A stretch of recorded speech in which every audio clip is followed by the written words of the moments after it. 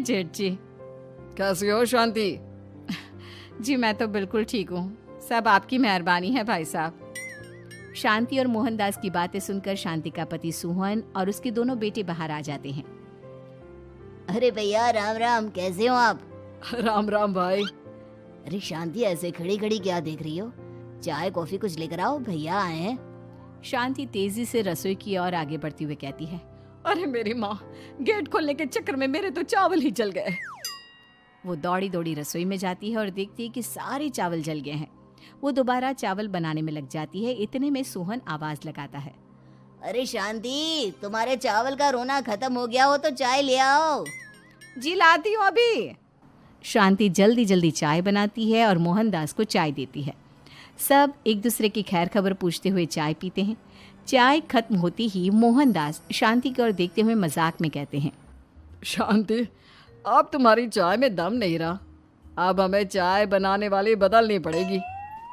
ये कैसे मुमकिन होगा जेठ जी, घर और बाहर का सारा काम मुझे ही करना पड़ता है और कभी कभी जल्दी जल्दी के चक्कर में काम बिगड़ जाते हैं, जैसे आज चावल जल गए।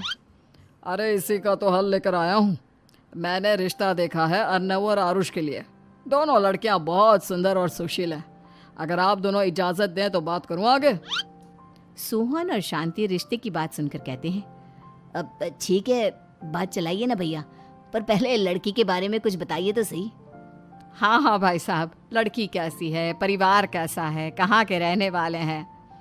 देखो, परिवार तो बहुत अच्छा है, पर वे दोनों लोग बहुत गरीब हैं। दहेज में कुछ मिलेगा नहीं। अरे हमें दहेज में कुछ चाहिए भी नहीं, बस लड़की संस्कारी होनी चाहिए। एक लड़की तो पढ़ी लिखी है और शहर की रहने वाली है, पर दूसरी अपनी गरीबी की वजह से पढ़ न सकी और गांव में रहती है, लेकिन दोनों है बहुत खूबसूरत। अगर तुम सबको देखते ही पसंद ना आ जाए तो मेरा नाम बदल देना। हाँ, पर तो हम आंखें मूंद कर भरोसा कर सकते हैं भैया।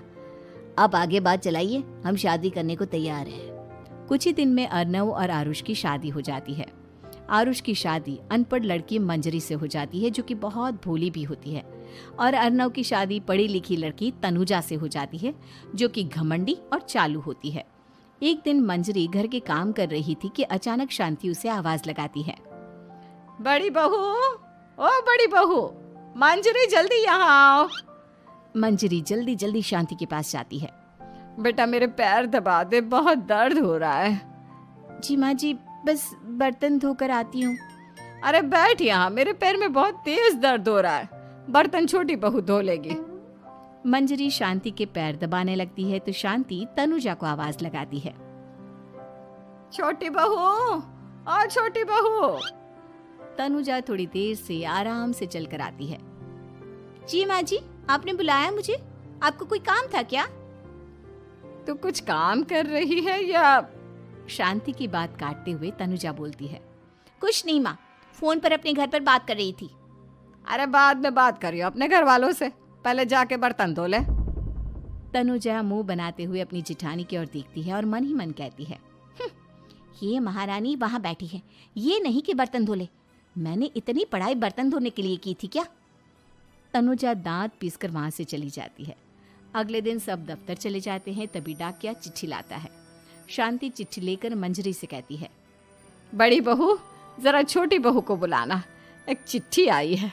मेरी तो आंखें कमजोर है तो मुझसे पढ़ा नहीं जाएगा। मंजरी तनुजा के पास जाकर कहती है, तनुजा तुम्हें माँ जी बुला रही हैं। मुझ पर हुक्म मत चलाओ, काम बताओ काम। अरे मैंने तुम पर कहाँ हुक्म चलाया, और हुक्म चला भी दूंगी तो क्या हुआ, तुम तो मेरी छोटी बहन की तरह हो ना। तुम जैसी अनपढ़ जाहिल और गांव की गवार मेरी बहन नहीं हो सकती। बेचारी मंजरी तनुजा की बात सुनकर अपना सा मुंह लेकर रह गई। कोई चिट्ठी आई है, माँ जी तुमसे पढ़वाना चाहती है, बस इसलिए बुला रही हैं। मुंह टेढ़ा करके तनुजा मंजरी का मजाक बनाती हुए कहती है, अनपढ़ कहीं की।